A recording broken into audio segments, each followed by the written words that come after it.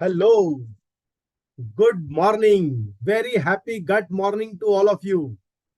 I am your host today, Arjun Dasundi, and I want to congratulate you, all of you, for completing your 14th. This is your 14th day, right? Completing your 14th day of on the morning nutrition, and I'm sure all of you are following your morning nutrition regime. You are ensuring that before you get out of the your home for your work, for your office, for your business meetings, you are ensuring that you are rejuvenating yourself and you are replenishing yourself with the all required nutrient, protein, all plant proteins, all that recipes which you are seeing, you are using them to ensure that you are building your health when you are healthy.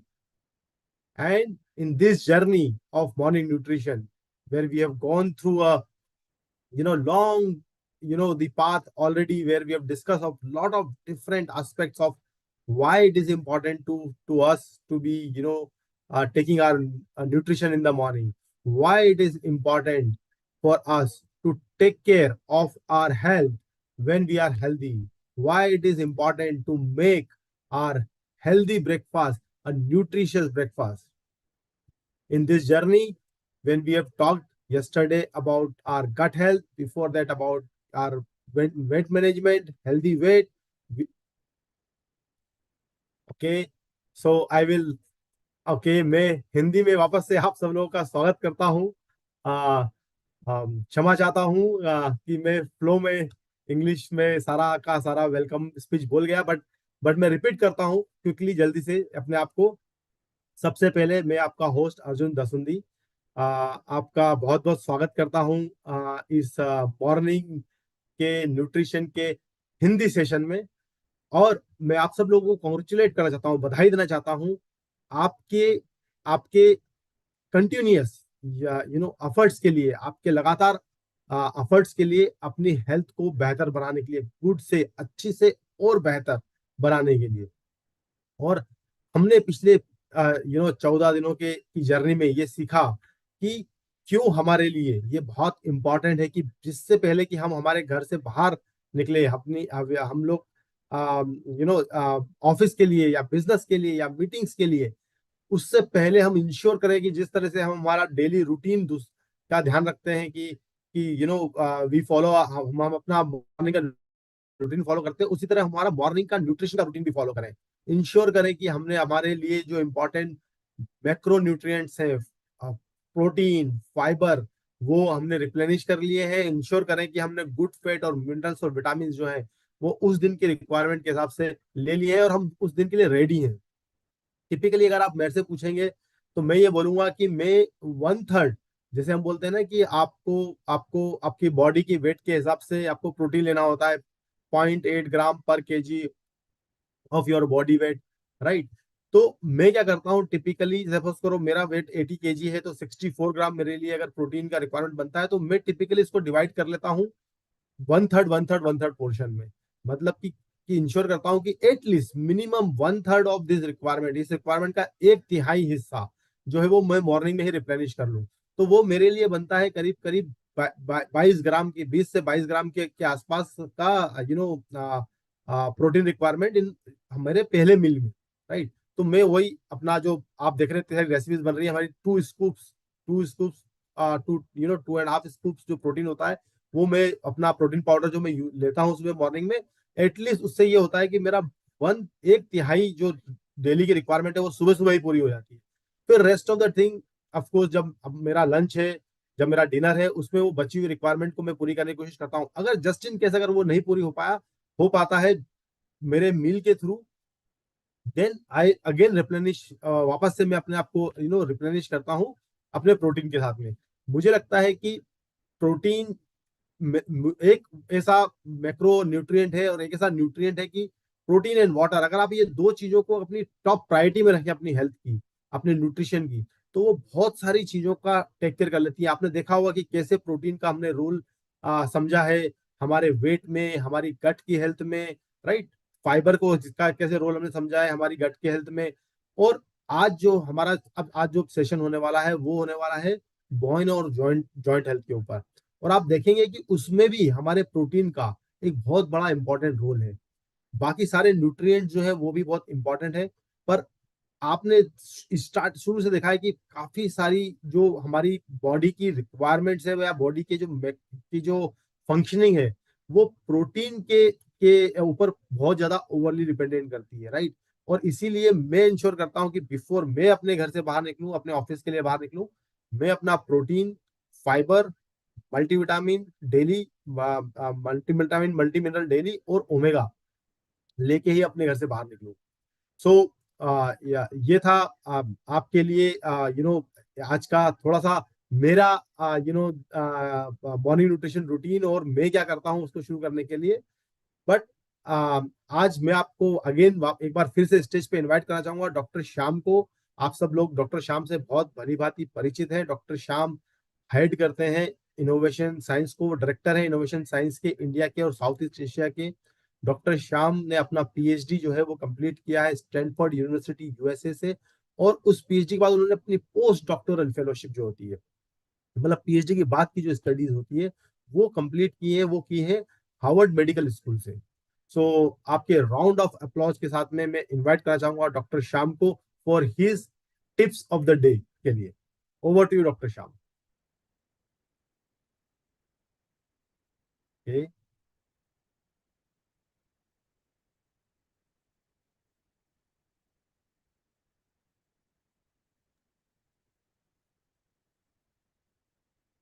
Good morning everyone. सबको मेरे तरफ से बहुत बहुत बधाई। आप यहाँ हैं, इसके मतलब है कि आप ये बहुत सीरियस ले रहे हैं। मैं बहुत खुश हूँ ये सुनकर, ये देखकर। आज आज आज और एक स्पेशल आपको एक सोच है मेरे तरफ से। लेकिन उससे पहले मैं एक हिस्सा बता दूं।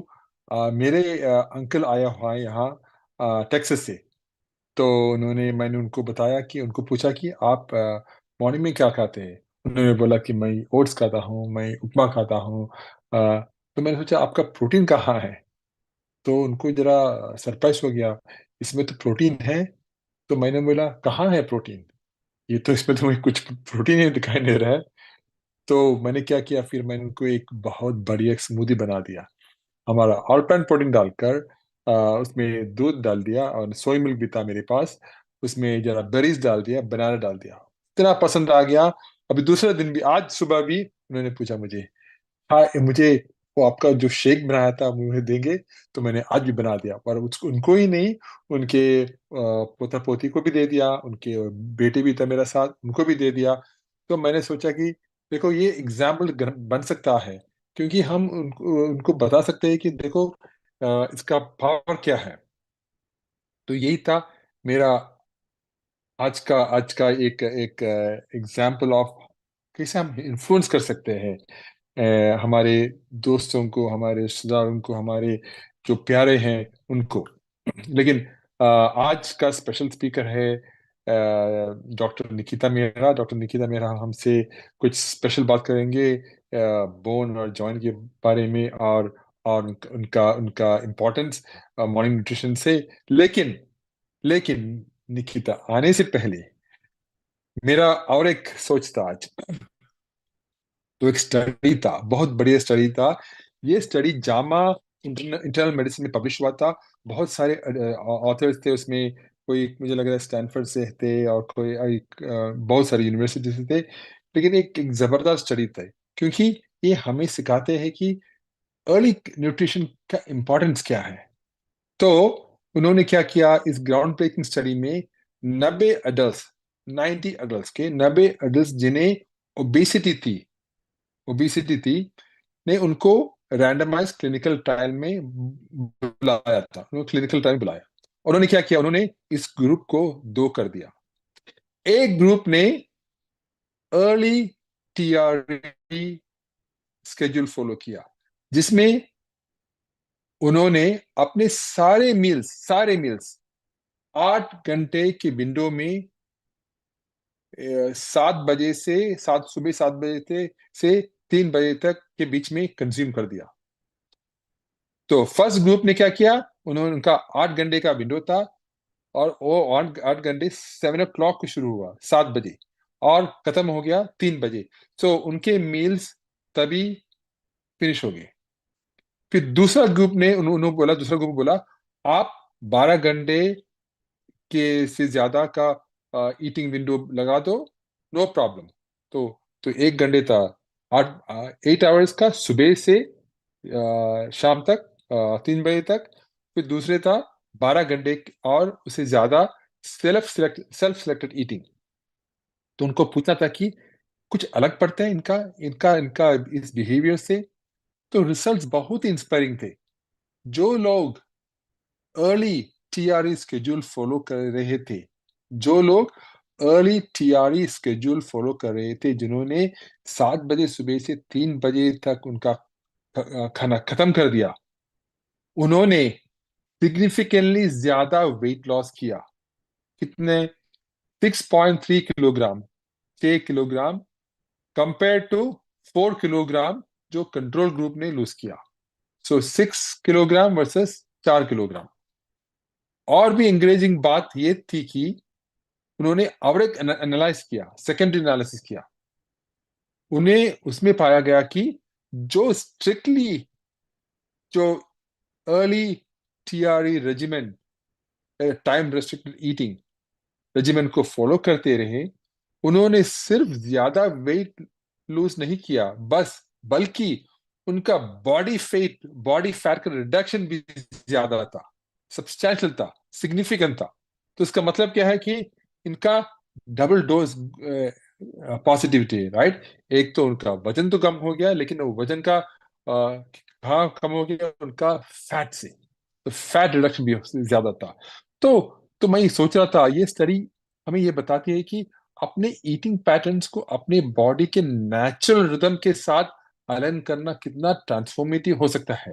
तो जब हम अपने मील्स दिन के पहले हाफ में या सुबह से 3 बजे तक कंज्यूम करते हैं, तो हमारे शरीर को फूड्स को एफिशिएंटली मेटाबलाइज करने का मौका मिलता है, क्योंकि हम बहुत एक्टिव रहते हैं उस वक्त। तो हमारे फूड को भी बहुत खुश है कि हम एक्टिव है, तो फूड भी एक्टिव रहते हैं, तो बहुत मेटाबलाइज करने के लिए बहुत अच्छे अच्छे समय है। तो बेटर बेटर वेट मैनेजमेंट हो सकते हैं और हमारे मेटाबॉलिक हेल्थ को अच्छी तरह लीड करता है। इसके अलावा मेरा ये भी सोच था, सिर्फ सोच है, कि अगर हम अर्ली जो ईटिंग पैटर्न तो बनाएंगे, तो हमें बेटर डाइजेशन सपोर्ट में करता है। डाइजेशन को हम सपोर्ट करते हैं, स्लीप का क्वालिटी पॉसिबली एनहांस कर सकते हैं। और जरा या तो ये यही तो मेरा सोच कि आपका हेल्थ को कुछ अच्छी तरह से इम्प्रूव कर सकते हैं। तो और सोचिए, हमारे एंसेस्टर्स, हमारे पूर्वज, राइट, उन्होंने, उनका क्या था? उनको जो दिन के रोशनी में उनका खाना खाते थे, वो था सही रास्ता, राइट। जो हमारे, तो क्योंकि उनका बल्ब्स नहीं था, उनका ट्यूबलाइट्स नहीं था, कुछ नहीं था, तो उनका खाना सुबह से दोपहर तक या 3 बजे 4 बजे तक बस उनका हो गया। तो यही था मेरा आज का सोच। चलिए अब मिलेंगे डॉक्टर निकिता मेहरा से। आपको पता है वो जामिया हमदर्द से पीएचडी किया हुआ है, हमारा स्टार रिसर्चर है। मैं बहुत खुश हूँ कि वो हमारे साथ है और हमें एक एक्साइटिंग टॉक देंगे आज। Doctor Nikita, stage is yours. Thank you so much, Dr. Sham. A very happy good morning to all of you. नमस्कार, आप सबका स्वागत है आज के मॉर्निंग न्यूट्रिशन के सेशन में। हम 14 दिन कंप्लीट कर चुके हैं और आज हम 15th डे पे, जैसा कि डॉक्टर श्याम ने कहा, एक इंटरेस्टिंग टॉपिक जो कि बहुत जरूरी है हम सबके लिए, उसके बारे में जानेंगे, जो कि है हमारा बोन एंड जॉइंट हेल्थ। तो मैं बस आपके साथ शेयर करती हूँ। ठीक है, तो आज का हमारा सेशन रहेगा जिसमें हम जानेंगे कि क्या इम्पोर्टेंस है हमारे बोन एंड जॉइंट हेल्थ की, और बोन एंड जॉइंट हेल्थ को सपोर्ट करने के लिए हमारे फाउंडेशनल मॉर्निंग न्यूट्रिशन बास्केट में क्या है, और क्या न्यूट्रिशन की जरूरत है और क्यों है वो जरूरत, और मॉर्निंग में ही क्यों है। तो ये सब चीजें हैं जो हम आज समझेंगे। तो सबसे पहले शुरू करने से पहले मैं आप लोगों से एक क्वेश्चन पूछना चाहूंगी, जिसमें कि आप अपने आंसर चैट बॉक्स में डाल सकते हैं कि हमारी बॉडी को जो स्ट्रक्चर है, जो आकार मिलता है और उसकी मूवमेंट में क्या हेल्प करता है। आप सब अपने आंसर्स जो है चैट बॉक्स में डाल सकते हैं। सिंपल सा सवाल है कि हमारी जो बॉडी है उसको स्ट्रक्चर कौन देता है और हमारी बॉडी के मूवमेंट में क्या हेल्प करता है।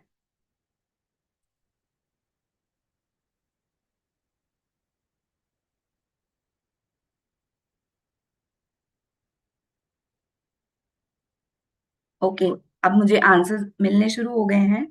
कोई कह रहा है बोन्स, कोई कह रहा है protein, protein and calcium, bones, right. तो आप सभी सही हैं। हमारी जो बॉडी को जो स्ट्रक्चर मिलता है वो मिल रहा है बोन से, है ना। और जो हमारी मूवमेंट है, जो भी हम मूव कर पाते हैं, वो बोन्स को स्ट्रक्चर तो मिल रहा है, पर उनको मूवमेंट किसकी वजह से मिल रही है? हमारे जॉइंट्स की वजह से। क्योंकि ये जो हमारी बोन्स हैं वो एक दूसरे से जुड़ी हुई हैं जॉइंट्स के थ्रू। तो बोन और जॉइंट मिलकर हमारी बॉडी को वो स्ट्रक्चर, वो आकार देते हैं और हमें मूव करने में हेल्प करते हैं। तो अब हमें ये, अब बहुत ही इंटरेस्टिंग बात है कि हमें हमारी बॉडी के अंदर जब हम पैदा होते हैं तो कम से कम 270 बोन्स होती हैं, जो कि बहुत सारी हैं।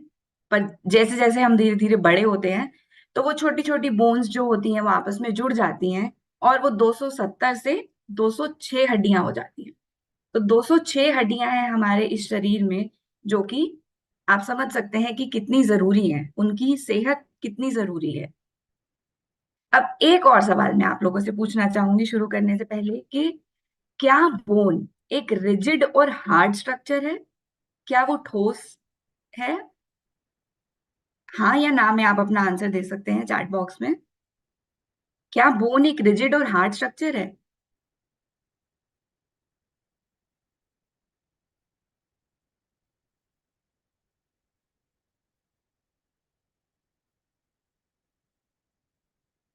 हाँ या ना?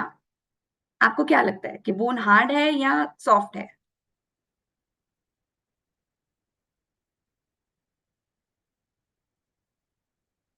ओके, बहुत ही मिक्स्ड रिस्पॉन्सेज आ रहे हैं। कोई कह रहा है हाँ, कोई कह रहा है नहीं। ओके, ठीक है। तो आप दोनों ही ठीक हैं, क्योंकि हमारे जो बोन्स होते हैं वो हार्ड स्ट्रक्चर्स होते हैं, ठीक है। हार्ड स्ट्रक्चर्स होते हैं, बट उसका कुछ पोर्शन जो है वो अंदर से सॉफ्ट होता है। तो वो हम आगे समझेंगे कि कैसे है। तो आप दोनों ही सही हैं, पर मेजरली जो हमारी बोन्स हैं वो क्या होती हैं? रिजिड होती हैं। ऊपर से तो हार्ड ही है ना, अंदर से थोड़ी बहुत सॉफ्ट होती है। वो क्या है, किस वजह से है, वो हम समझेंगे।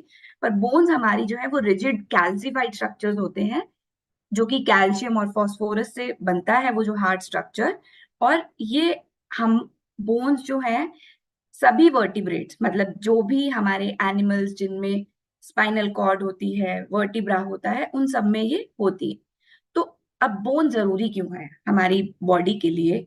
क्या ऐसा इंपॉर्टेंट फंक्शन है? क्या सिर्फ और सिर्फ ये स्ट्रक्चर देती है, सिर्फ इतना ही है? नहीं।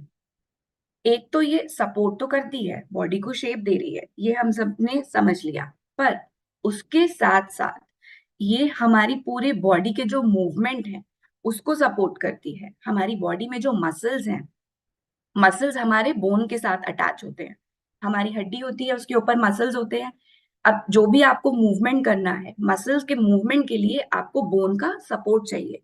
अगर बोन नहीं होगा तो आप मूव नहीं कर पाएंगे। उसके साथ साथ जो हमारे असेंशियल मिनरल्स हैं, जो बहुत जरूरी मिनरल्स होते हैं, जो हमारी बॉडी को चाहिए बॉडी की फंक्शनिंग के लिए, वो इनको स्टोर करके रखती है। तो जैसे कि कैल्शियम, मैग्नीशियम, आगे हम समझेंगे कि किस तरीके के मिनरल्स हैं जो हमारी बोन को चाहिए, तो उन सबको ये स्टोर करके रखती है। और इसके साथ साथ हमारा जो बोन का अंदर का हिस्सा होता है, उसमें क्या होता है? बोन मैरो होता है। अब वो बोन मैरो जो अंदर का हिस्सा होता है वो हमारी बॉडी के सेल्स को बनाने में हेल्प करता है। कुछ सेल्स ऐसे जैसे कि स्टेम सेल्स हो गए या ब्लड सेल्स। इजी तरीके से आप समझ सकते हैं कि जो भी हमारी बॉडी के अंदर ब्लड सेल्स बन रहे हैं वो हमारे बोन मैरो में बनते हैं। तो इसलिए हमारी बोन्स जो है वो बहुत ज्यादा जरूरी है। अब ये एक और सवाल आप लोगों से कि बोन किसकी बनी हुई होती है। अभी मैंने आपके साथ डिस्कस किया है, तो चलिए देखते हैं कि आप में से कितने लोग सही जवाब देते हैं कि बोन किसकी बनी है।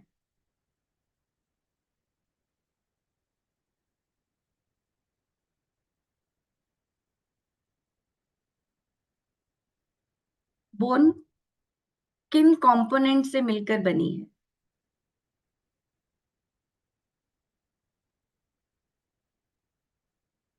ओके, सो अब आंसर्स आने शुरू हो गए हैं। पीपल आर सेइंग कि कैल्शियम। ओके, आप मैक्सिमम लोग जो है वो बोल रहे हैं कैल्शियम, और आप ठीक हैं।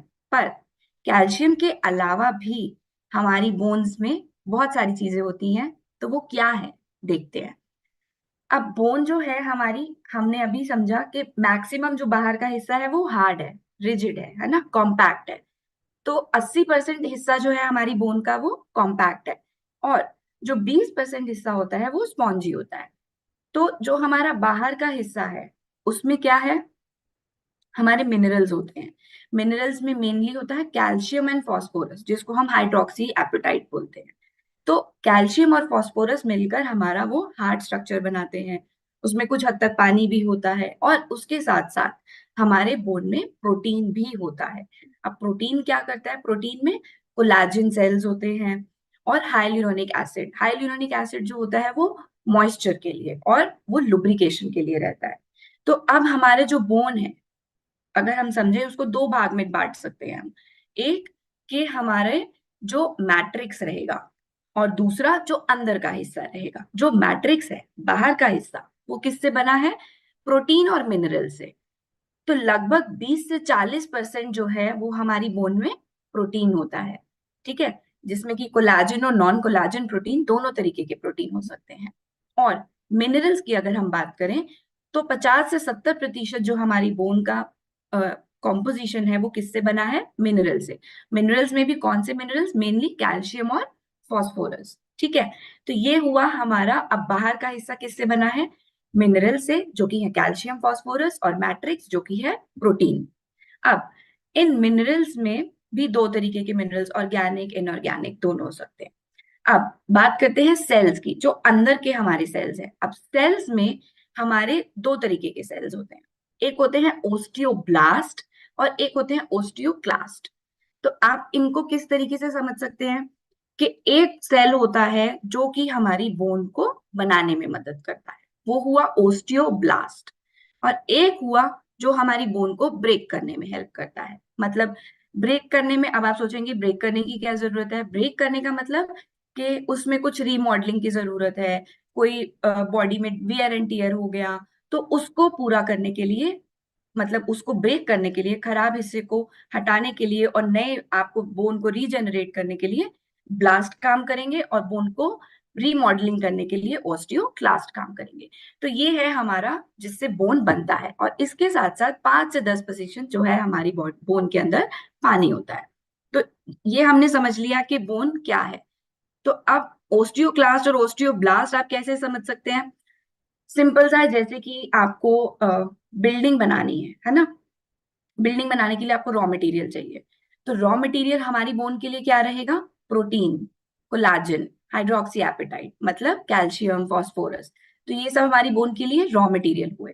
पर अब इसको बनाने के लिए आपको जो है कोई मदद चाहिए कि कौन इस रॉ मटेरियल को यूज करके बनाएगा। तो वो कौन बनाता है, हमारे ओस्टियोब्लास्ट। ये हमारा मेंटेनेंस क्रू है, मतलब बोन बिल्डिंग में हेल्प करेगा इन रॉ मटेरियल्स को यूज करके। और यही अगर इन रॉ मटेरियल्स को तोड़कर नए रॉ मटेरियल्स लाने हैं, तो उससे पहले आपको ये तोड़ना पड़ेगा।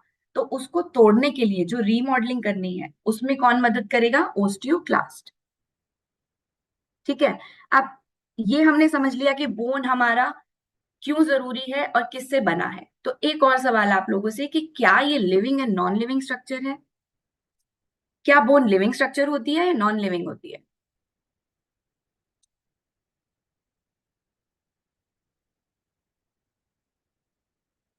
आप सभी अपने आंसर्स जो है वो चैट बॉक्स में डाल सकते हैं।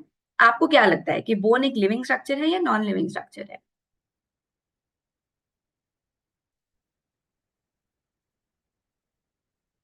Yes, bone is a very good. तो अभी आंसर्स आने शुरू हो गए हैं, मैक्सिमम आंसर्स बोल रहे हैं कि लिविंग स्ट्रक्चर, राइट। अब हमारी बॉडी में है, जैसे कि हेयर है, हमें पता नहीं चलता है ना, कि बट लेकिन वो भी लिविंग है, ग्रो करते हैं। लाइकवाइज हमारी बोन जो है वो लिविंग स्ट्रक्चर है। तो आइए समझते हैं कि अब बोन रीमॉडलिंग क्या होता है ना, बोन ब्रेकडाउन में क्या होता है। ऐसा ये आपको फिगर देखकर बहुत ही कॉम्प्लिकेटेड लग रहा होगा, बट बहुत ही सिंपल है। क्या होता है कि हमारे जो बोन है उसमें क्या होता है, हमारी बॉडी के अंदर चेंजेस होते हैं। हमारी बॉडी में हार्मोनल चेंजेस हैं, या हमारी बॉडी ग्रो कर रही है ग्रोइंग एज में, तो हमारी बॉडी को सिग्नल्स मिलते हैं। तो ओस्टियोक्लास्ट जो है वो क्या करेंगे, हमारे जो ऑलरेडी लाइनिंग सेल्स हैं उनको सिग्नल मिलेगा, वो ओस्टियोक्लास्ट काम करना शुरू करेंगे, वो ब्रेक डाउन करेंगे। अब क्या होगा, वो ब्रेक डाउन करेंगे तो ओस्टियोब्लास्ट का काम क्या है, उन बोन्स को वापस से बनाना। तो वो क्या करेंगे, दोबारा से जो हमारे मिनरल्स हैं, जो भी रॉ मटेरियल है, प्रोटीन, कैल्शियम, फास्फोरस, मैग्नीशियम, इन सबको यूज करके वो क्या करेंगे, हमारे बोन को दोबारा से बनाना चालू करेंगे। तो ओस्टियोब्लास्ट उन सब मटेरियल्स को यूज करेंगे और वो दोबारा से हमारे बोन जो है वो बनने लग जाती है। तो ये कंटिन्यूअस साइकिल रहती है हमारी बॉडी में। बॉडी हमारी कंटिन्यूअस काम करती है, तो ऐसे ही हमारे बोन्स में ये बोन का रीमॉडल होना और बोन का फॉर्मेशन होना, ये कंटिन्यूअस प्रोसेस है और बैलेंस रहता है काफी हद तक हमारे अर्ली स्टेजेस ऑफ लाइफ में। वो हम समझेंगे कैसे। तो ये प्रोसेस जो है वो कंटिन्यूअस है। ओस्टियोक्लास्ट जो है वो हमारे बोन को जहां पर जरूरत नहीं है उनको रीमॉडल करते रहेंगे, उनको ब्रेक डाउन करेंगे, और साथ ही साथ हमारे ओस्टियोब्लास्ट जो हैं वो एक्टिव होंगे, और हमारी बॉडी से जो न्यूट्रिशन हम उनको प्रोवाइड करेंगे बॉडी को, उनको यूज कर कर वो बोन को फॉर्म करना शुरू करेंगे। और इसी के साथ साथ हमारा जो रीमिनरलाइजेशन होता रहता है, रीमिनरलाइजेशन कैसे होगा, वही कैल्शियम, फास्फोरस, उन सबको वो यूज करके हमारे जो बोन को फॉर्म करना शुरू करेंगे। तो ये हमारा साइकिल है कि ब्रेक डाउन होगा, बोन फॉर्म होगा और रीमिनरलाइज होगा। अब क्या होता है कि जब हम अर्ली एजेस में हैं, हम ग्रोइंग एज में होते हैं, तो हमारी जो बोन होती है उसका ब्रेकडाउन और बोन फॉर्मेशन वो बैलेंस रहता है। तो अगर आप जैसे कि इस इमेज में देख सकते हैं कि लेफ्ट हैंड साइड में जो ये इमेज है, वो क्या कहती है कि हमारा जो बोन की डेंसिटी है ना, बोन का स्ट्रक्चर है, वो बराबर है, और राइट हैंड साइड में भी लगभग बराबर है। मतलब जितना बोन हमारा ब्रेक डाउन हो रहा है उतना ही बोन हमारा फॉर्म हो रहा है।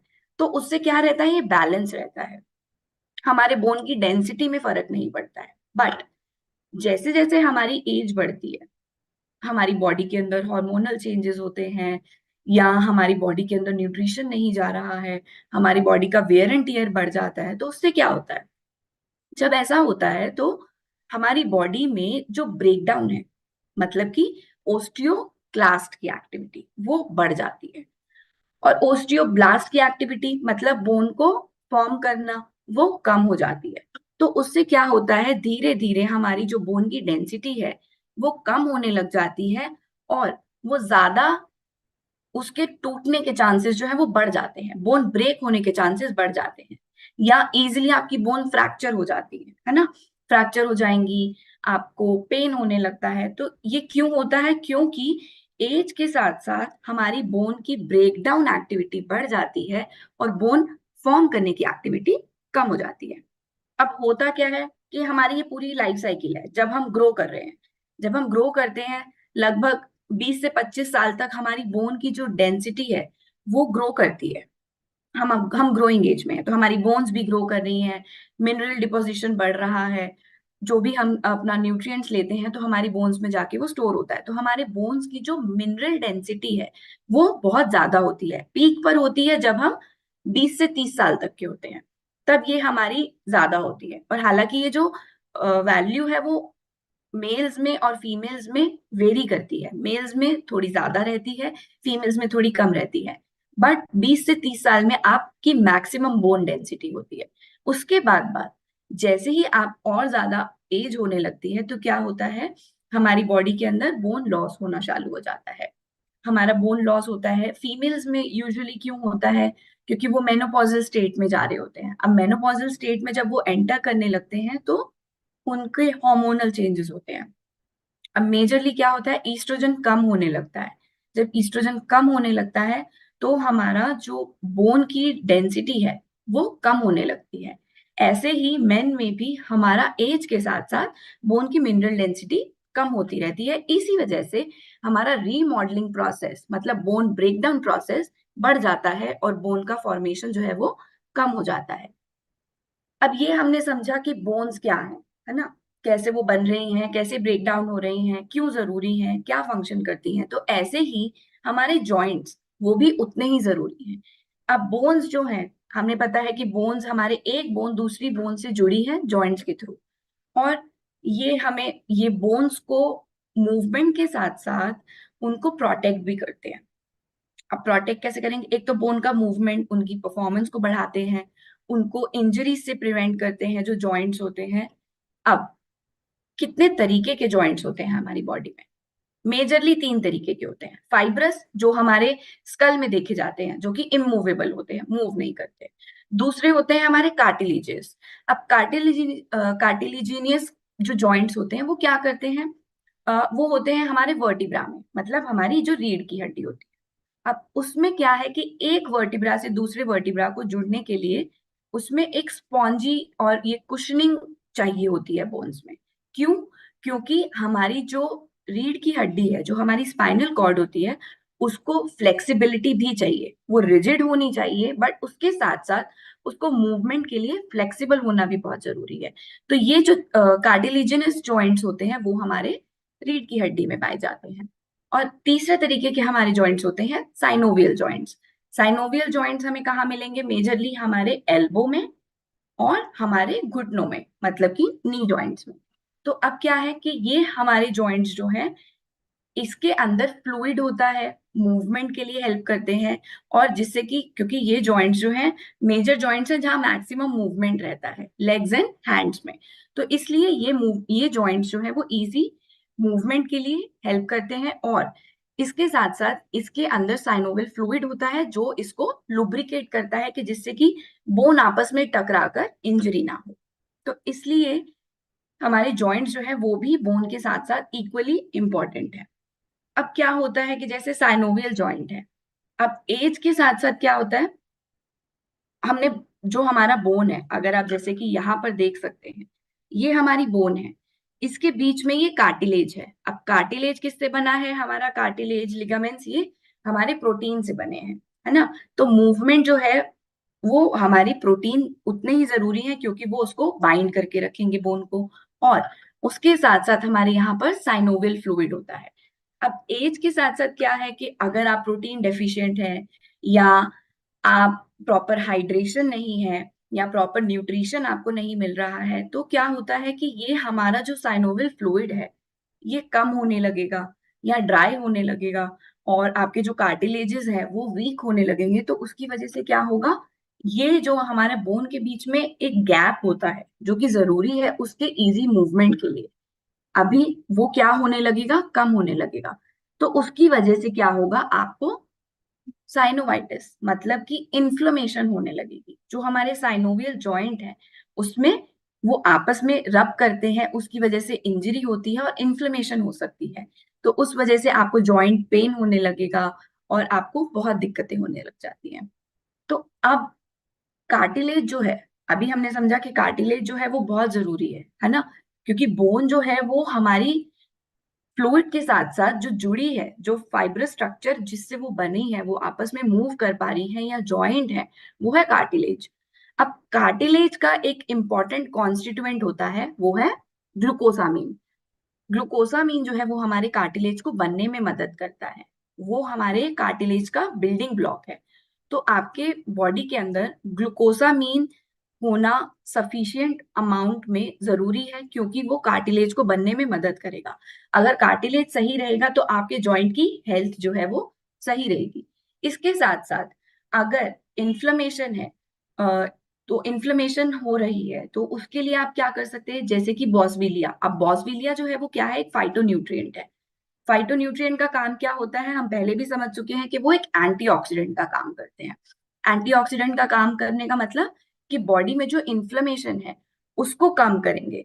इन्फ्लेमेशन कम करेंगे तो हेल्दी स्टेट में रहेगा, और ओस्टियोक्लास्ट की जो एक्टिविटी है वो भी कम रहेगी, क्योंकि जब बोन आपस में टकराएंगी तो क्या होगा, बोन का ब्रेकडाउन होना शुरू होने लग जाएगा।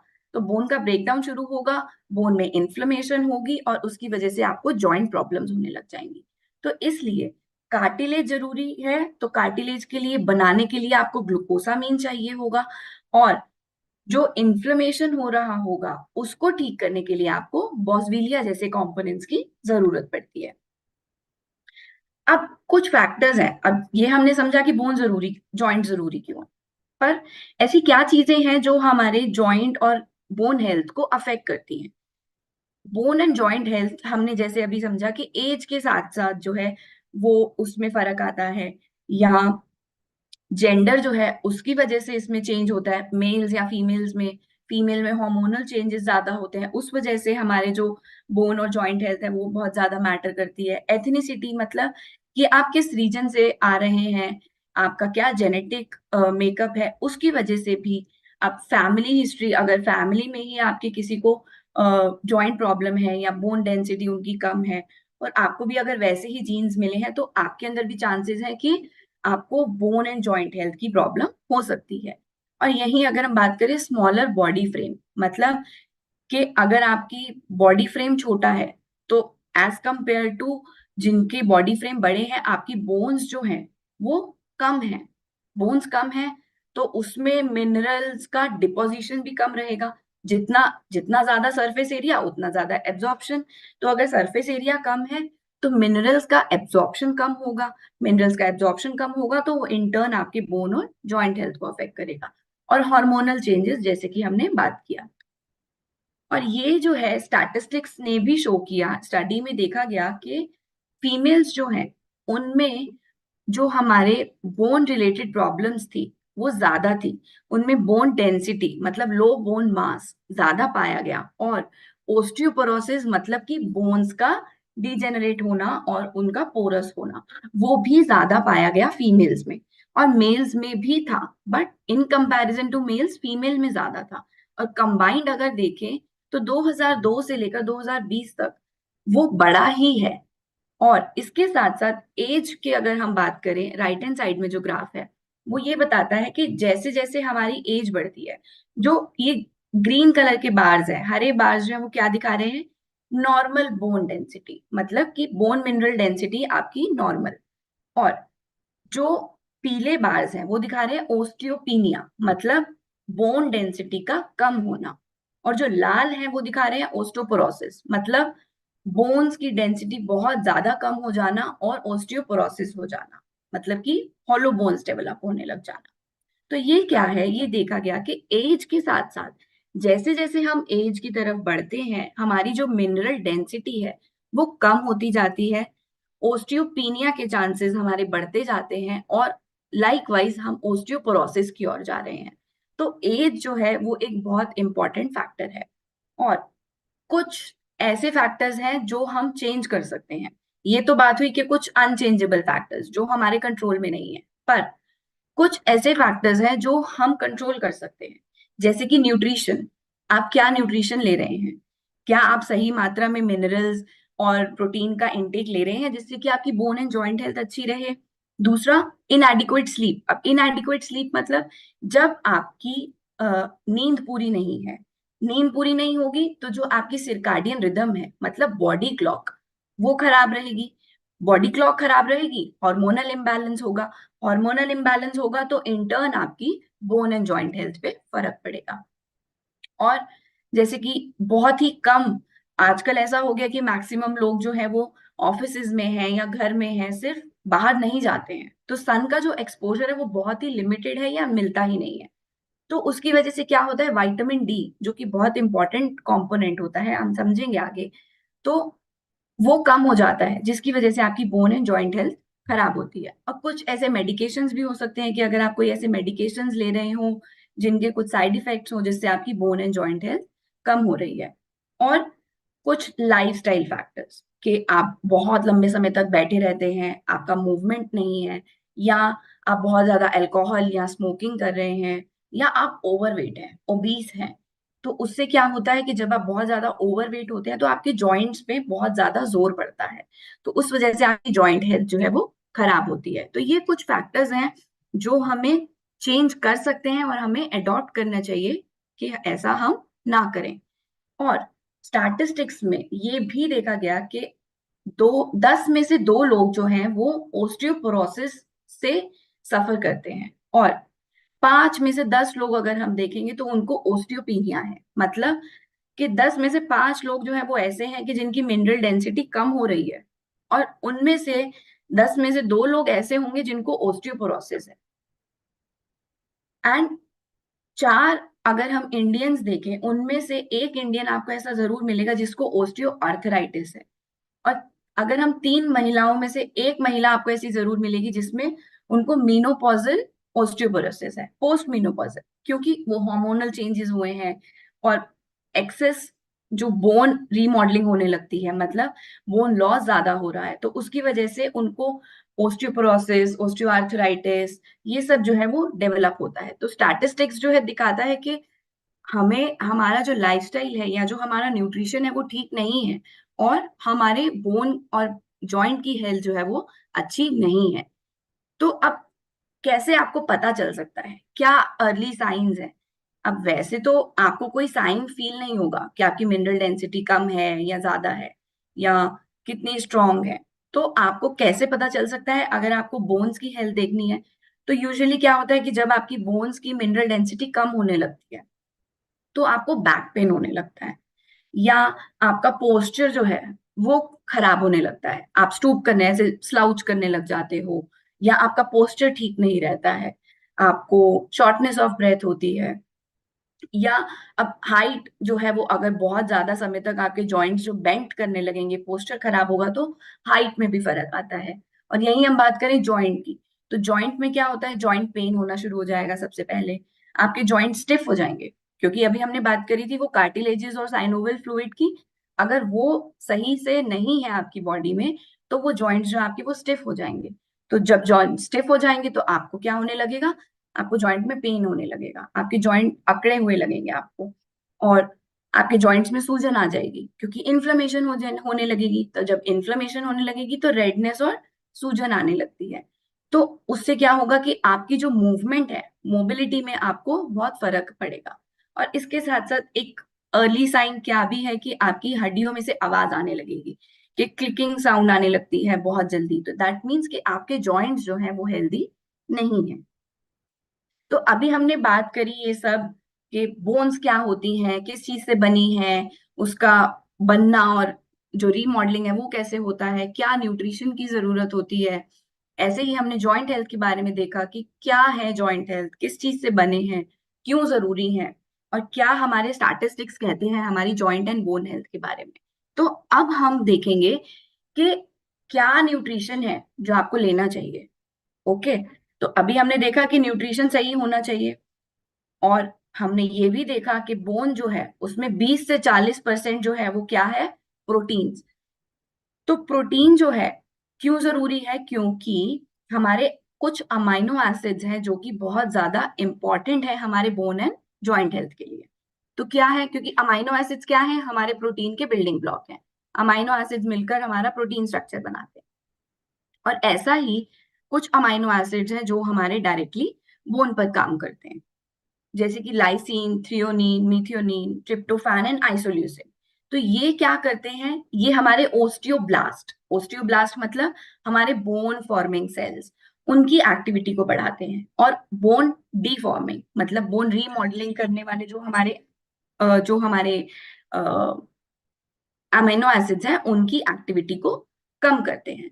और तो क्या, और दूसरा है जैसे कि आइसोल्यूसिन है, प्रोलीन है, तो ये क्या करते हैं, बोन मैरो, बोन मैरो में हमने अभी समझा था कि क्या है, बोन मैरो हमारे जो सेल्स को बनाने में, जैसे कि हमारे जो ब्लड सेल्स हैं उनको बनाने में मदद करते हैं। तो ये आइसोल्यूसिन और प्रोलीन जो है वो बहुत जरूरी है हमारे बोन मैरो की हेल्दी फंक्शनिंग के लिए। तो अगर वो अच्छे होंगे तो हमारे जो सेल्स हैं वो अच्छे रहेंगे और अच्छे प्रोडक्शन होगी, हेल्दी रहेंगे। दूसरा, ऑक्सीडाइज ट्रिप्टोफैन। ट्रिप्टोफैन क्या करेगा?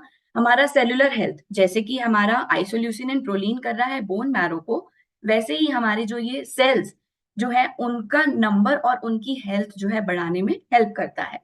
और आइसोल्यूसिन एंड वेलिन वो हमारे मिनरल डेंसिटी को इंप्रूव करता है। तो आप संक्षेप में ये समझ सकते हैं कि बहुत सारे अमाइनो एसिड्स हैं जो कि बहुत जरूरी है हमारे ओवरऑल बोन की हेल्थ के लिए, क्योंकि वो ओस्टियोब्लास्ट को बढ़ा रहे हैं, ओस्टियोक्लास्ट को कम कर रहे हैं, बोन मैरो जो हमारा बोन का अंदर का हिस्सा है उसको बढ़ा रहे हैं जिससे कि हेल्दी सेल्स प्रोड्यूस हो, और मिनरल डेंसिटी मतलब कि जो भी मिनरल्स हैं जो बोन में डिपॉजिट होते हैं उनको बढ़ाते हैं। अब इसके साथ साथ ये तो बात हुई प्रोटीन की, बट उसके साथ साथ कुछ मिनरल्स हैं जो बहुत जरूरी है। हमने समझा था कि 50 से 70% जो है वो बोन हमारी मिनरल से बनी है। तो लगभग जो हमारी बॉडी का 99% जो हमारा कैल्शियम है वो बोन में जाके डिपॉजिट होता है, और ये हमारे बोन के फॉर्मेशन में भी हेल्प करता है। तो इसको आप अब ये मिल कहाँ से सकता है आपको? या तो आप मिल्क से ले सकते हैं, चीज है, योगर्ट है, दही है, या सब्जियां जैसे कि ब्रोकली है या ग्रीन लीफी वेजिटेबल्स हैं, इनमें कैल्शियम बहुत होता है, तो आप यहाँ से ले सकते हैं। अब बात करें मैग्नीशियम। जैसे कि कैल्शियम जरूरी है, मैग्नीशियम भी उतना ही जरूरी है। हमारा जो 60% बॉडी का मैग्नीशियम है वो हमारे बोन्स में ही होता है, और ये हमारे विटामिन डी को एक्टिव फॉर्म में कन्वर्ट करने में हेल्प करता है। इसके साथ साथ जो हमारी बोन की मिनरल डेंसिटी है उसको भी इंप्रूव करने में हेल्प करता है। तो अब अगर आपको मैग्नीशियम लेना है तो आप कैसे ले सकते हैं? आप नट्स, सीड्स या होल ग्रेन्स, लीफी वेजिटेबल्स, दालें, ये सब खा सकते हैं जिससे कि आपकी बॉडी में मैग्नीशियम रहे। इसके साथ साथ एक इंपॉर्टेंट विटामिन है जो कि है विटामिन डी। अब विटामिन डी जो है, कैल्शियम हमारी बोन में है, पर बोन के अंदर कैल्शियम एब्जॉर्ब हो और उसकी मिनरल डेंसिटी बराबर रहे, उसके लिए विटामिन डी बहुत जरूरी है, और ये बोन के ग्रोथ में और उसके रीमॉडलिंग में भी हेल्प करता है। अब विटामिन डी जो है उसके साथ साथ एक हमारा विटामिन के2 होता है, वो भी बहुत जरूरी है। अब वो क्या करता है? जैसे विटामिन डी उसके एब्जॉर्प्शन में हेल्प करता है कैल्शियम के, तो विटामिन के2 ये इंश्योर करता है कि हमारा जो कैल्शियम है वो बोन में ही जाकर डिपॉजिट हो, हमारे वेन्स में ना हो, क्योंकि अगर वेन्स में डिपॉजिट होगा तो हमारे आर्टरीज, वेन्स जो है वो क्लॉग हो सकती हैं, ब्लॉक हो सकती हैं। तो ये इंश्योर करता है कि हमारा जो कैल्शियम है वो सही जगह पर जाकर डिपॉजिट हो, जिससे कि हमारा कैल्शियम का जो बैलेंस है बोन में वो मेंटेन रहे।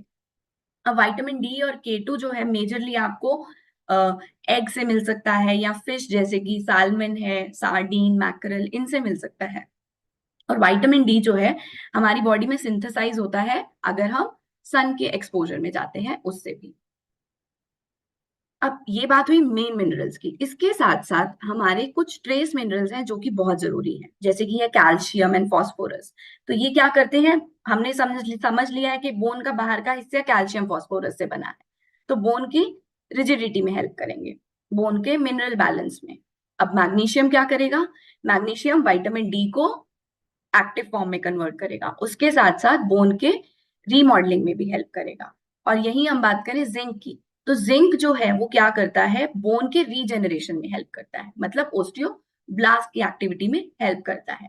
और मैंगनीज, मैंगनीज भी उतना ही जरूरी है। क्यों? क्योंकि ये हमारा जो कार्टिलेज है, मतलब कि जो हमारा प्रोटीन स्ट्रक्चर है, उसके फॉर्मेशन में हेल्प करता है, और उसके बोन, अब वो कार्टिलेज अच्छा होगा तो आपका बोन हेल्थ अच्छा रहेगा। तो अब संक्षेप में अगर आप समझे तो आपको क्या क्या चाहिए बोन और जॉइंट हेल्थ की, बोन एंड अच्छे जॉइंट हेल्थ के लिए?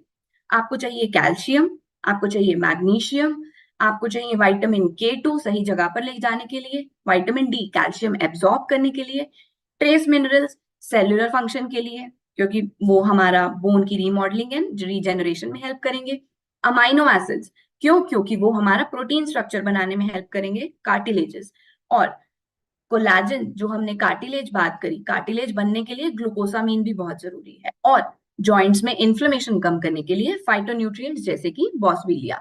तो ये सभी कंपोनेंट्स हैं जो हमारे बोन एंड जॉइंट हेल्थ के लिए चाहिए। तो बट लेकिन सवाल ये है कि क्या हमें ये सही न्यूट्रिएंट्स मिल रहे हैं? क्या हमें सभी न्यूट्रिएंट्स हमारी डाइट के थ्रू मिलते हैं? नहीं, क्योंकि स्टैटिस्टिक्स कहता है कि 10 में से 8 लोग जो है वो हमारे इंडिया में प्रोटीन डेफिशिएंट है। और 9 लोगों को तो 10 में से 9 लोगों को ये भी नहीं पता है कि उनको कितना प्रोटीन डेली बेसिस पे लेना चाहिए। और यही हम बात करें माइक्रो न्यूट्रिएंट्स की, तो 10 में से 8 लोग जो है वो माइक्रो न्यूट्रिएंट डेफिशिएंट है। मतलब कि हमें सही मात्रा में पोषण नहीं मिल रहा है। 4 में से 3 लोग ऐसे हैं जिनको विटामिन डी की डेफिशिएंसी, और 2 में से 1 ऐसा मिलेगा जिसमें कैल्शियम की डेफिशिएंसी है। और ये अगर हम स्टैटिस्टिक्स देखें इंडियन विमेन में, तो इंडियन विमेन में पर्टिकुलरली देखा गया है कि 70 से 90% महिलाएं जो हैं उनमें विटामिन डी की कमी है, और 40% तक महिलाओं में कैल्शियम की कमी पाई गई है। तो ये जो है स्टैटिस्टिक्स कहता है कि हमें सही न्यूट्रिशन नहीं मिल रहा है। तो क्या कारण है? कि एक तो हमारा बहुत बिजी स्केड्यूल है, हम समय नहीं दे पा रहे हैं, हमारे पास समय है ही नहीं कि हम अपने डाइट पर ध्यान दें, या हमें पता ही नहीं है, अवेयरनेस नहीं है कि हमें क्या लेना चाहिए, कितनी मात्रा में लेना चाहिए। पर अगर हमें पता भी है तो हमें वो पोषण उतना मिल नहीं रहा है, हमारे फूड सोर्सेज जो है उनमें न्यूट्रिशन की उतनी कमी है कि हमें जो बॉडी को रिक्वायरमेंट है वो पूरी नहीं हो पा रही है। या अब हमें 4 से 5 सर्विंग्स लेने चाहिए फ्रूट्स या वेजिटेबल्स के, जिससे कि हमें सफिशिएंट माइक्रो न्यूट्रिएंट मिले। हमें अपने बॉडी वेट के हिसाब से प्रोटीन कंज्यूम करना चाहिए, जिससे कि हमारी प्रोटीन डेफिशिएंसी ना हो, पर वो हम नहीं करते हैं। पर अगर कुछ लोग ध्यान रखते भी हैं, तो हमारे कुकिंग हैबिट्स ऐसे होते हैं कि उसमें काफी हद तक हमारे माइक्रो न्यूट्रिएंट्स जो हैं वो खराब हो जाते हैं, लॉस हो जाते हैं। तो उससे क्या होता है कि हमें सही न्यूट्रिशन नहीं मिल पा रहा है। तो अब लेकिन हमें ये न्यूट्रिशन लेने की जरूरत क्यों है? हमें ये पता चला कि हमें ये सब, हमें ग्लूकोसामिन लेना है, विटामिन डी लेना है, बॉसविलिया होना चाहिए, कैल्शियम मैग्नीशियम होना चाहिए। पर अब अगर हम ये डाइट से नहीं मिल पा रहा है तो हम क्या करेंगे? इसको सप्लीमेंट्स के थ्रू लेंगे, क्योंकि सप्लीमेंट जो है, जो भी हमारी बॉडी में कमी है उसको हम पूरा कर सकते हैं। पर लेकिन अब किस समय पर लें, ये एक सबसे कॉमन सवाल होता है। तो ये हमें मॉर्निंग टाइम में लेना बेनिफिशियल रहता है, क्योंकि हमारी जो बॉडी है उसमें जो बोन ब्रेकडाउन हमने समझा, बोन रीमॉडलिंग मतलब कि ओस्टियोक्लास्ट का काम होना, वो हमारी बॉडी के अंदर रात के समय ओस्टियोक्लास्ट एक्टिविटी ज्यादा रहती है। और हम जब फास्टिंग स्टेट में होते हैं, क्योंकि हम कुछ खाते नहीं है, तो हमारी बोन जो है वो भी अपना रीमॉडलिंग करना स्टार्ट करती है। और हार्मोन्स जो है हमारे, ग्लूकोकॉर्टिकॉइड हार्मोन होता है जो कि हमारा इन दोनों को, ओस्टियोक्लास्ट और ओस्टियोब्लास्ट की एक्टिविटी को बैलेंस करता है। तो ये भी हमारा नाइट टाइम पे एक्टिविटी जो है वो स्टार्ट होती है, और ओस्टियोक्लास्ट मतलब बोन रीमॉडलिंग हमारा रात के समय होता है। और जो बोन फॉर्मेशन होता है मतलब ओस्टियोब्लास्ट की जो एक्टिविटी होती है वो दिन के समय होती है। तो हमारी बॉडी क्लॉक इस तरीके से काम करती है। तो इसलिए जब हमारी रीमॉडलिंग हुई है रात में, तो अब बोन जनरेशन होना है मॉर्निंग में। तो जब आपको बिल्डिंग बनानी है तो उसी समय आपको रॉ मटेरियल्स चाहिए होंगे। तो जब आपकी बिल्डिंग बन रही है, मतलब जब आपकी बोन बन रही है, तो उसी समय पर आपके पास प्रोटीन, कैल्शियम, मैग्नीशियम, ये सभी आपके जो एक्टिव्स हैं, जो न्यूट्रिएंट्स जो आपको चाहिए, ये आपकी बॉडी में पर्याप्त मात्रा में होने चाहिए। तो इसलिए मॉर्निंग टाइम जो है that is the right time to have these nutrients. अब कुछ न्यूट्रिएंट्स के साथ साथ, डाइट के साथ साथ कुछ चीजें हैं जो आपको ध्यान में रखनी चाहिए। जैसे कि आपका सेडेंटरी बिहेवियर नहीं होना चाहिए, बहुत लंबे समय तक बैठे नहीं, क्योंकि उससे आपके जॉइंट मूवमेंट में प्रॉब्लम होता है। आपको अल्कोहल, टबैको नहीं लेना चाहिए, कार्बोनेटेड ड्रिंक्स नहीं लेने चाहिए, क्योंकि वो एसिडिटी बनाते हैं और जिसकी वजह से आपका बोन डिजेनरेशन होता है। आपको एक्सेस में सॉल्ट इनटेक नहीं करना चाहिए। आपका एक्सेस वेट गेन नहीं होना चाहिए। क्यों? क्योंकि अगर एक्सेस वेट गेन होता है तो आपके बोन्स एंड जॉइंट्स पे बहुत ज्यादा वेट पड़ता है, जिसकी वजह से आपका बोन डिफॉर्म हो सकता है। तो अब क्या चीजें हैं जो आपको करनी चाहिए? आपको फिजिकल एक्टिविटी करनी चाहिए, आपको एक हेल्दी डाइट लेनी चाहिए जो पोषण से भरपूर हो, आपको प्रोटीन सही मात्रा में लेना चाहिए, आपको फ्रूट्स एंड वेजिटेबल्स लेने चाहिए, आपको धूप में भी जाना चाहिए क्योंकि वो आपके विटामिन डी को बनाने में मदद करेगा। और इसके साथ साथ आपको पर्याप्त नींद भी लेनी चाहिए, जिससे कि आपका हार्मोनल बैलेंस जो है वो सही रहे। अब इन्हीं सब टिप्स के साथ मैं बुलाना चाहूंगी मिस्टर कुमार चक्रवर्ती को, जो आपको लेकर जाएंगे उन प्रोडक्ट्स के थ्रू जो आपकी जो न्यूट्रिशन रिक्वायरमेंट्स है उनको पूरा कर सकते हैं। Kumar, over to you. Thank you doctor Nikita. Good morning everyone.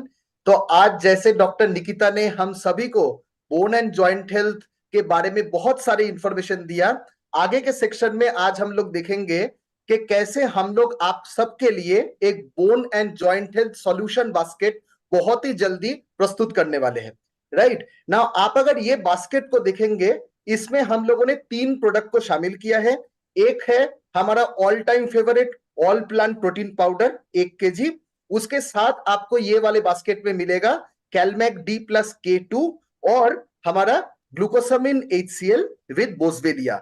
Now ये 3 प्रोडक्ट को हम लोगों ने ये बास्केट में क्यों डाला, इसका रैशनल क्या है, अभी तक आपको समझ में आ गया होगा, but we will discuss a little bit more on के ये सारे प्रोडक्ट का मेन क्या रोल है हमारे बॉडी के लिए। If you can go to the next slide doctor Nikita. Thank you. So first of all अगर आप देखेंगे Nutrilite all plant protein powder, what is the rational के ये प्रोडक्ट को हम लोगों ने क्यों डाला।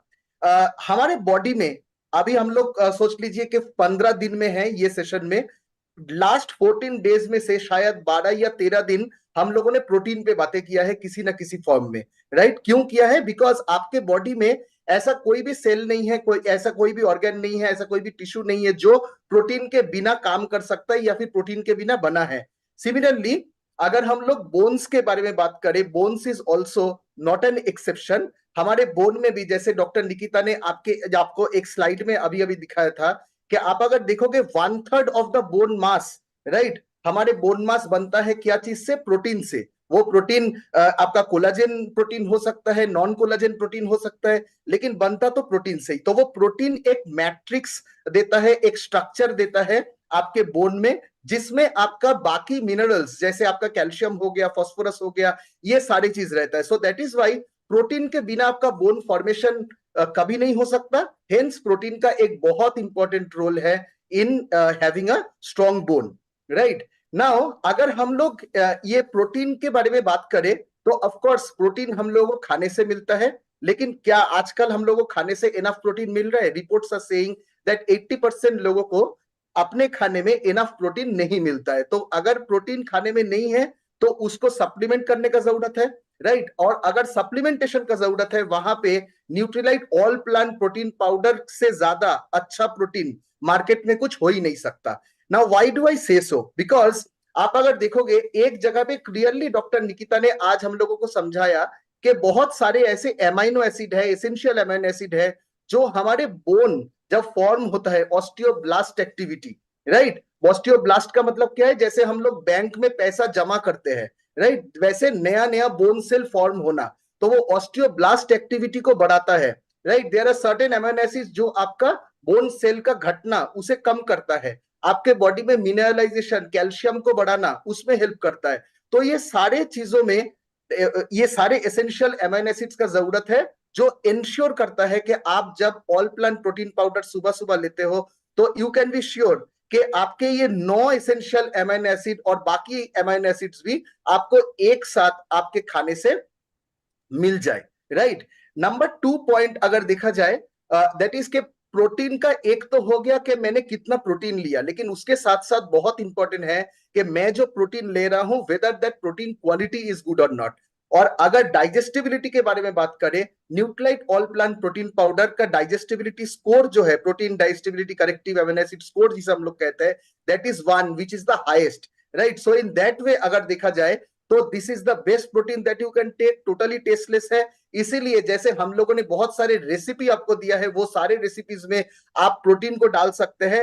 हम लोगों ने तो बस 21 या फिर 40 रेसिपीज शायद आपके साथ शेयर करेंगे, बट आपके घर में ऐसा और शायद 100-200 रेसिपी आप रेगुलर जानते हो जो आप बना सकते हो, और वो सारे चीजों में आप ये प्रोटीन को डाल के अपने बोन्स को और स्ट्रॉन्ग बनाने में ये आपको हेल्प कर सकता है, along with other body functions जो ऑफकोर्स सबको प्रोटीन हेल्प करता है। Next slide please. नाउ अगर अगला प्रोडक्ट हम लोग देखें that is Nutrilite Calmag D+K2।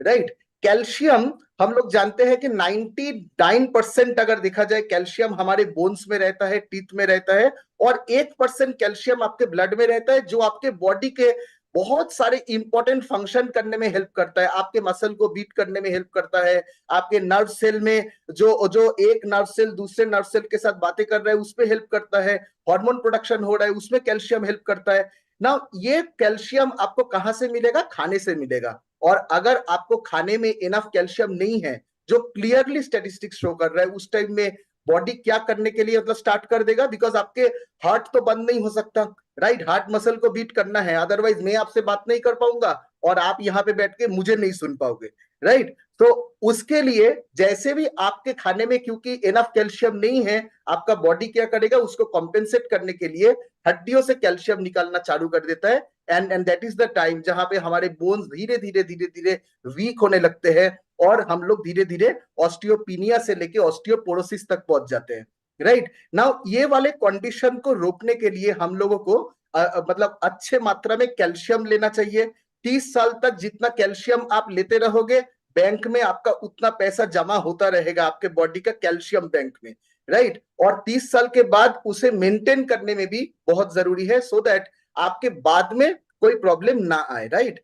Now ये एक सप्लीमेंटेशन अगर हमें करना है, वहां पे कैलमैग हमारे पास बहुत दिन का प्रोडक्ट है। And I would say Nutrilite में one of the most powerful product हमेशा हमेशा से रहा है कैलमैग डी, राइट? और ये कैलमैग डी को और ज्यादा पावरफुल बनाया गया है with the introduction of the new product which is our कैलमैग D plus K2। इसमें 6 एसेंशियल न्यूट्रिएंट्स है, इसके बारे में हम लोग बात करेंगे। एक तो इसमें कैल्शियम है जो सबसे ज्यादा इंपॉर्टेंट है आपके बोन्स के लिए। कैल्शियम का अगर हम लोग सोर्स देखेंगे, इसमें कैल्शियम कार्बोनेट से कैल्शियम लिया गया है, और उसके साथ साथ जो आप स्लाइड में देख पा रहे हो, इसमें कुछ सीवीड से एल्गल सोर्स से भी कैल्शियम लिया गया है। बिकॉज अगर हम लोग बोटेनिकल सोर्स का बात करें, तो बोटेनिकल सोर्स में से ये जो सीवीड है, ये जो एल्गल सोर्स है, ये नेचर में पाया गया सबसे one of the most concentrated botanical form of calcium कहा जाता है, राइट? तो ये कैल्शियम हमारे बोन्स को स्ट्रॉन्ग बनाने में हेल्प करेगा। इसके साथ साथ सेकेंड जो आप स्क्रीन में देख पा रहे हो, इसमें of course vitamin D add किया गया है। विटामिन डी का बॉडी में बहुत सारे रोल है। फॉर एग्जाम्पल, आप अगर कोविड टाइम में चले जाओगे, विटामिन डी बहुत ज्यादा यूज हो रहा था। क्यों? क्योंकि आपके बॉडी में इम्यूनिटी में हेल्प करता है, आपके बॉडी में मसल के जो फंक्शन है उसमें हेल्प करता है। लेकिन यहाँ पे जो चीज रेलेवेंट है, that is vitamin D is very important for your calcium absorption. आपके बॉडी में कैल्शियम को एब्जॉर्ब करने में हेल्प करता है along with other body functions, जो उसका दूसरा रोल है। लेकिन कैल्शियम डी आपके बिना आपका कैल्शियम ठीक तरीके से बॉडी में एब्जॉर्ब नहीं होगा, इसके लिए इसमें कैल्शियम विटामिन डी ऐड किया गया है। मैग्नीशियम अगर थर्ड आप न्यूट्रिएंट के बारे में अगर हम लोग बात करें, मैग्नीशियम एक बहुत इंपॉर्टेंट न्यूट्रिएंट है जो कैल्शियम का बहुत अच्छा दोस्त है, राइट? सारे दोस्त इंपॉर्टेंट है, सारे दोस्त अच्छे होते हैं, लेकिन कुछ दोस्त आपके लाइफ में है जो आपको आपका बहुत क्लोज है, राइट? तो वो मैग्नीशियम वैसा ही एक दोस्त है कैल्शियम का, जो एक दूसरे को हेल्प करता है अपने बॉडी में एब्जॉर्प्शन होने में। आपके बॉडी में कोई मसल अगर कॉन्ट्रैक्ट करता है, वहां पे कैल्शियम का जरूरत है, लेकिन वो मसल को रिलैक्स भी तो करना पड़ेगा, तो वो रिलैक्स करने के लिए वहां पे मैग्नीशियम पहुंच जाता है। तो वो कैल्शियम मैग्नीशियम एक दूसरे को हेल्प करता है एब्जॉर्प्शन, मतलब in the helps in absorption.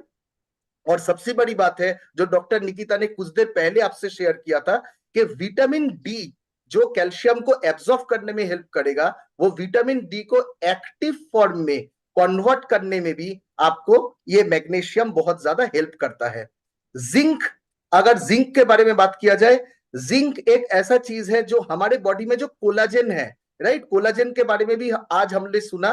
Collagen basically हर एक कनेक्टिव टिश्यू आपके बॉडी में जहां भी है, राइट? आपके स्किन ले लो, आपके मसल ले लो, आपके मतलब बोन्स को ले लो, आपके लिगामेंट्स को ले लो, आपके टेंडन्स को ले लो, ये सारे चीजों में, even in your blood vessels, तो ये सारे जगह पे कोलाजन का जरूरत है। Why? Because collagen is the cementing substance. Collagen सब कुछ टाइटली बाइंड करने में हेल्प करता है, और वो कोलाजन को बिल्ड करने में, बोन में, मसल में, ये सारे चीजों को बिल्ड करने में आपको जिंक बहुत अच्छा हेल्प करता है। इसके साथ साथ ऑस्टियोब्लास्ट एक्टिविटी के बारे में जो डॉक्टर निकिता ने अभी आपसे बताया, मतलब नया बोन सेल फॉर्म होना, वहां पे भी आपको जिंक का बहुत बड़ा रोल है।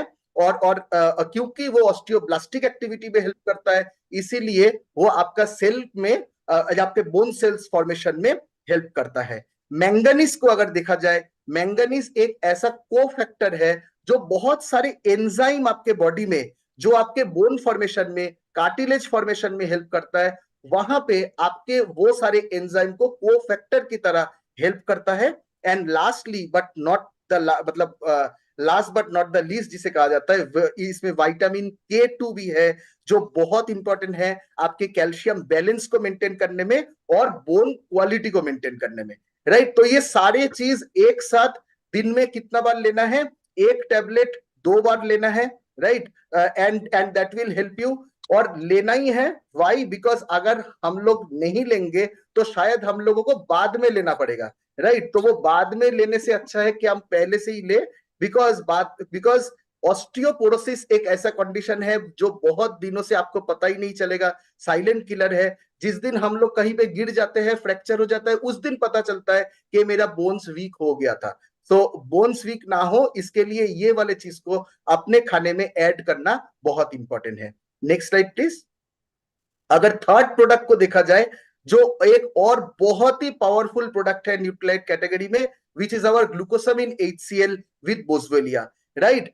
हमारे कोई भी मतलब हमारे बोन्स में, हमारे जॉइंट्स में, दो बोन के बीच में जो जॉइंट है, वहां पे कार्टिलेज रहता है, राइट। और ये कार्टिलेज कैसा है? कार्टिलेज होता है एक कुशन की तरह, राइट। जैसे मैं अभी एक सोफा में बैठा हूं और आपसे बात कर रहा हूं, तो मैं जब सोफा में बैठा हूं, I am sitting comfortably, right. लेकिन अगर सोफा बहुत पुराना हो गया, राइट, अगर इसमें जो फोम है, इसके ऊपर में जो जो सारे कुशनिंग दिया गया है, वो अगर धीरे धीरे धीरे धीरे निकलना चालू हो गया, तो 30 साल बाद, 40 साल बाद क्या होगा? सोफा में जो स्प्रिंग है, वो स्प्रिंग निकल के आ जाएगा। तो वो स्प्रिंग के ऊपर अगर मैं बैठा रहूंगा तो फिर कैसा फील होगा? मैं आपसे इतने आराम से बात कर पाऊंगा? कभी नहीं। सिमिलरली हमारे बोन्स में भी, पार्टिकुलरली जो हमारे वेट बियरिंग जॉइंट्स है, वहां पे जो कार्टिलेज रहता है, उम्र के साथ साथ ये बोन्स में वो धीरे धीरे कार्टिलेज निकलना चालू हो जाता है। और वो कार्टिलेज जैसे ही आपके बॉडी में कम हो गया, ये दो बोन एक साथ बहुत ही क्लोजली आ जाएगा।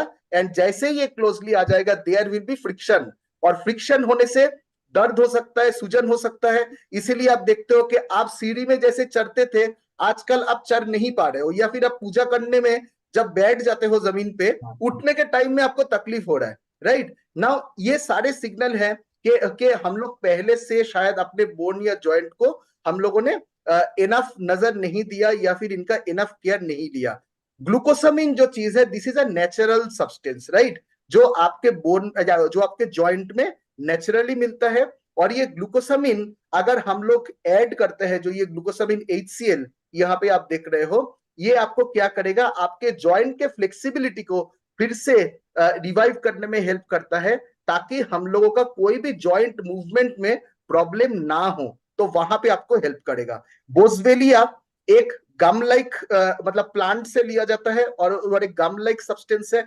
उसमें आपका easy movement of your joints में, मतलब आपके घुटने में या फिर और जो जॉइंट्स है, वो इजीली मूव हो पाए, उसमें आपको हेल्प करने में हेल्प करता है। और उसके साथ साथ एक स्लाइड में डॉक्टर निकिता ने आपको दिखाया था, शायद आपको याद होगा, कि आपका कोई भी दर्द होना या फिर सूजन होना, ये सारी चीजों को भी ये बोसवेलिया रोकने में हेल्प करता है। इसमें ब्रोमेलिन भी है, जो एक नेचुरल एंजाइम होता है, और जो हमारे कनेक्टिव टिश्यू को हेल्दी रखने में हेल्प करता है। तो ये ग्लूकोसामिन HCl विद बोसवेलिया जो है, ये भी 2 कैप्सूल 2 बार दिन में अगर हम लोग ऐड करेंगे, तो ये हमारे जॉइंट्स को और हेल्दी रखने में बहुत अच्छी तरीके से हेल्प कर सकता है। So with that, I will end my part over here, and back to you, Dr. Nikita.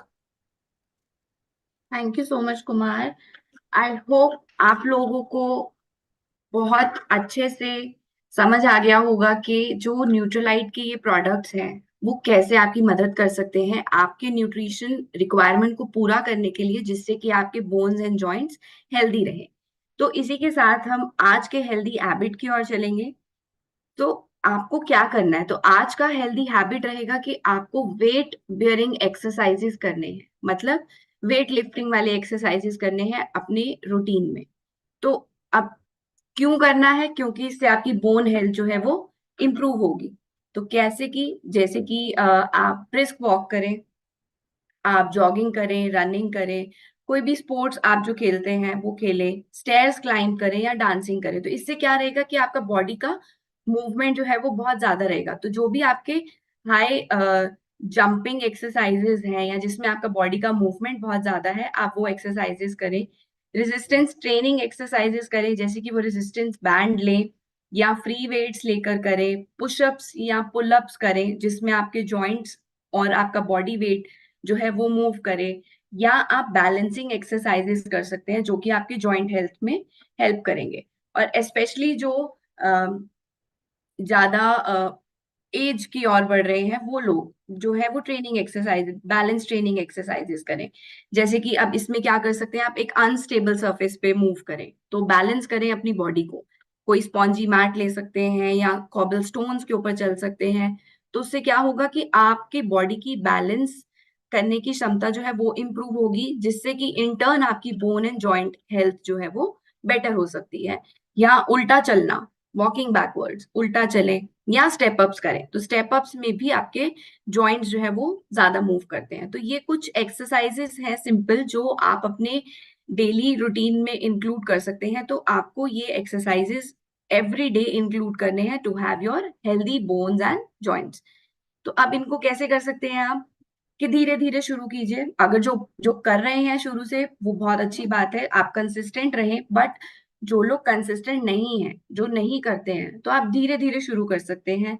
धीरे धीरे वेट इनकॉर्पोरेट करें और धीरे धीरे वेट बढ़ाएं समय के अनुसार। क्योंकि जब आप एक ही वेट पे कांस्टेंट बहुत समय तक एक्सरसाइज करते हैं तो क्या होता है कि उस वेट का आपकी बॉडी पर असर होना बंद हो जाता है।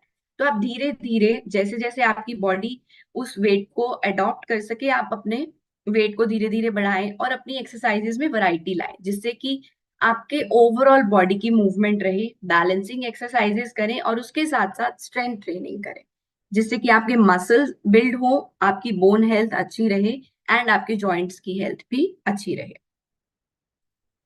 अब बेनिफिट्स क्या है वेट बेयरिंग एक्सरसाइजेस के? एक तो बोन डेंसिटी अच्छी रहेगी, मसल्स अच्छे रहेंगे जैसा मैंने आपको अभी बताया। तो जब आपके बोन की डेंसिटी अच्छी रहेगी, मसल्स अच्छे रहेंगे, तो ऑब्वियसली बात है आपका मूवमेंट जो है और जो बैलेंस कोऑर्डिनेशन है वो अच्छा रहेगा।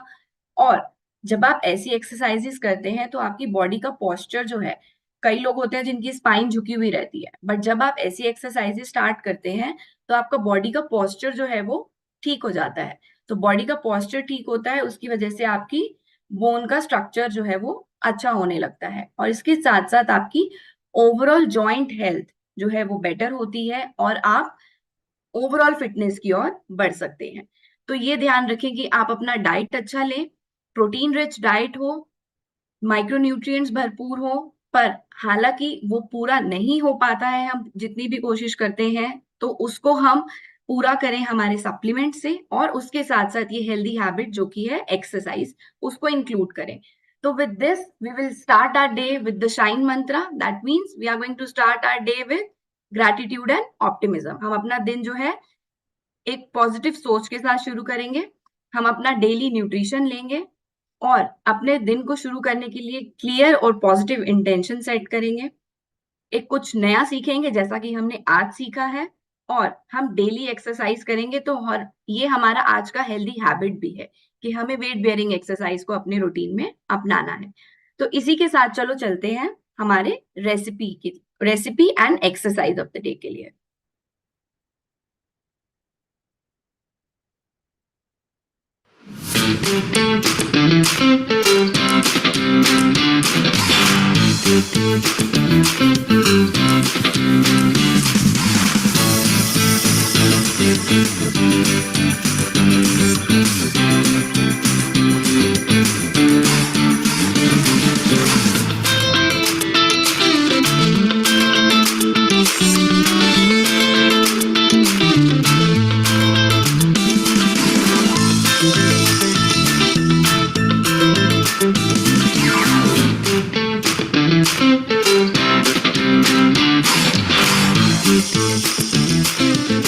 If you have some atta, Try this चना दाल पराठा। चना दाल अच्छे से वॉश करके सोक कर लो for 3 to 4 hours. Parboil करके स्ट्रेन कर लो। फिर एक कढ़ाई में थोड़ा सा तेल डालो एंड जीरा तरतर कर लो। प्याज ट्रांसलूसेंट हो जाए तो उसमें डालो मिर्ची, अदरक, लहसुन। बॉईल दाल में डालो नमक, हल्दी, धनिया पाउडर एंड गरम मसाला। दाल पक जाए तो उसमें फ्रेश धनिया डाल के ठंडा कर लो। आटे में डालो नमक, Nutrilite all plant protein powder, Nutrilite fibre, some oil and water. अच्छे से आटा लगा के थोड़ी देर रेस्ट करवाओ एंड छोटे छोटे पेड़े बना लो। एक पेड़ा लो, उसे आटे से डस्ट करो, थोड़ा सा बेलो एंड उसमें दाल का मिक्सचर भर लो। अच्छे से पेड़े को लॉक करके बेलना शुरू करो। बहुत ही पोले पोले हाथों से बेलो एंड पराठे को तवे पे रख के दोनों साइड से सेक लो। थोड़ा थोड़ा घी लगाओ। गरम गरम क्रिस्पी पराठे को सर्व करो with some salad, raita and अचार।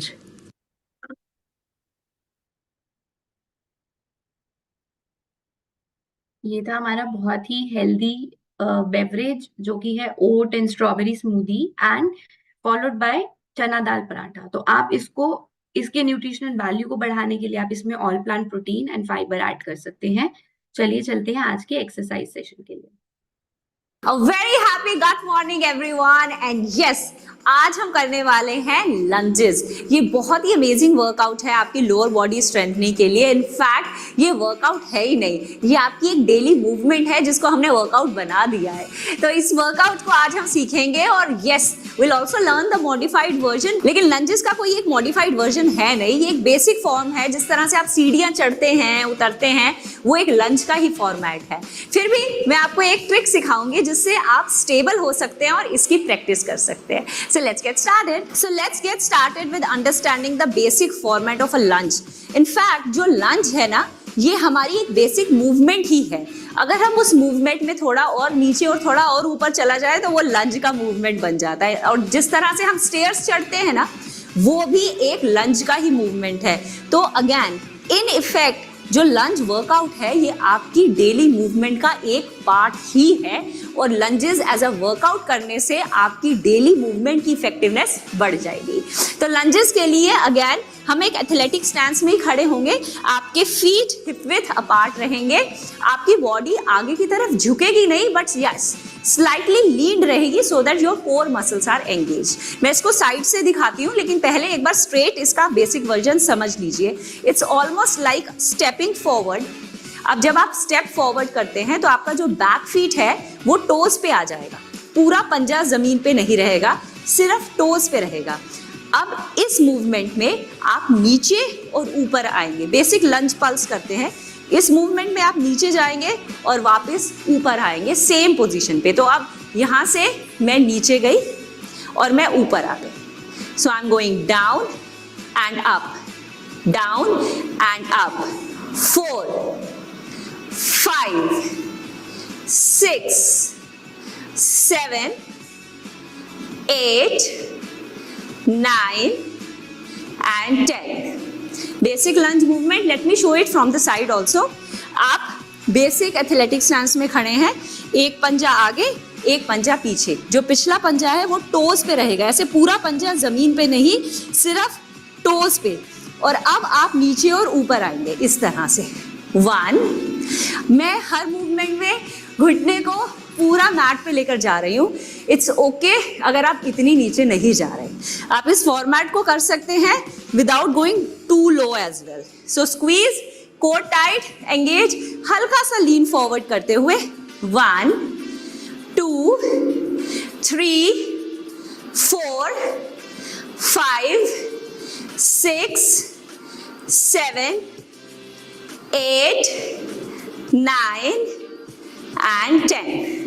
सो इस तरह से आप लंजेस के 3 सेट्स करेंगे, 20-20 रेप्स करेंगे। सो ओवरऑल 50 to 60 लंजेस से ही स्टार्ट करेंगे और दोनों लेग्स का करेंगे। जैसे अभी हमने सिंगल लेग किया है, आप सेम रिपीट करेंगे दूसरी लेग पे। और अब हम समझते हैं इसका मॉडिफाइड वर्जन। अगर आप इस तरह से लंज नहीं कर पा रहे हैं तो आप क्या करेंगे, आप सेम फॉर्मेट करेंगे लेकिन एक सपोर्ट चूज कर लेंगे। आप कोई वॉल चूज कर सकते हैं, आप कोई चेयर चूज कर सकते हैं। आपको एक स्टेबिलिटी लानी है अपने स्ट्रक्चर में। आपको आपके स्केलेटल स्ट्रक्चर में एक स्टेबिलिटी लानी है कि आपके मसल्स की स्ट्रेंथ पे आप मूवमेंट अप एंड डाउन करें। तो अगर आपने वॉल को यूज किया है तो पूरा वॉल के ऊपर गिर नहीं जाएंगे, it's just there as a prop, कि सिर्फ आपने उस पर अपना हाथ लगाया है जिससे आपकी मूवमेंट आराम से हो जाए। तो मॉडिफाइड वर्जन के लिए आप लंज में ही रहेंगे और सपोज ये वॉल है मेरे साइड पे, तो मैंने अपने वॉल पे अपना हाथ रखा है, कोर को टाइट करके रखा है, स्क्वीज किया है और अब मैं वॉल की सपोर्ट से नीचे गई और ऊपर आई। ये बहुत ईज आउट कर देता है इस मूवमेंट को, बिकॉज अभी तक जो पूरा बैलेंस आप खुद बना रहे थे, अब वो बैलेंस आपके लिए एक सपोर्ट कर देती है। लेकिन स्ट्रेंथ आपकी लेग से ही आनी चाहिए, इस बात का आपको ध्यान रखना है, क्योंकि अगर आप स्टिल लंजेस कर रहे हैं, सपोर्ट के साथ कर रहे हैं, 50 to 60 भी कर रहे हैं, लेकिन स्ट्रेंथ अगर अपनी लेग से नहीं ले रहे हैं और पूरा सपोर्ट वॉल का ले रहे हैं तो वो बिल्ड नहीं होगा।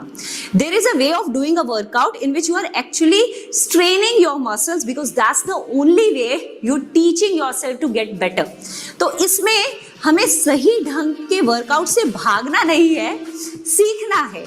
तो अगर आपको ऐसा लगता है कि 50 is too high और मैंने आपको बहुत ज्यादा रेप्स बता दिए तो कम कर लीजिए, 12 कर लीजिए, so which will be almost like 36, तो 36 रेप्स कर लीजिए, लेकिन do it in the correct format.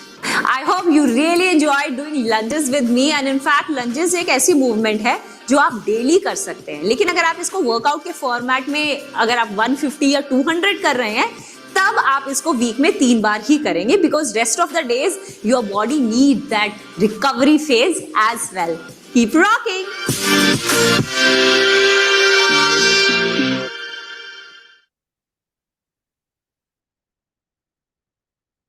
तो ये था हमारा हेल्दी रेसिपी एंड एक्सरसाइज आज के हमारे हेल्दी हैबिट से मैच करता है, that is balancing. So do try it. और आज के लिए हम यहीं पे अपना सेशन खत्म करेंगे, फिर मिलेंगे आपसे कल जहां हम बात करेंगे वाई न्यूट्रलाइट के बारे में। Thank you so much.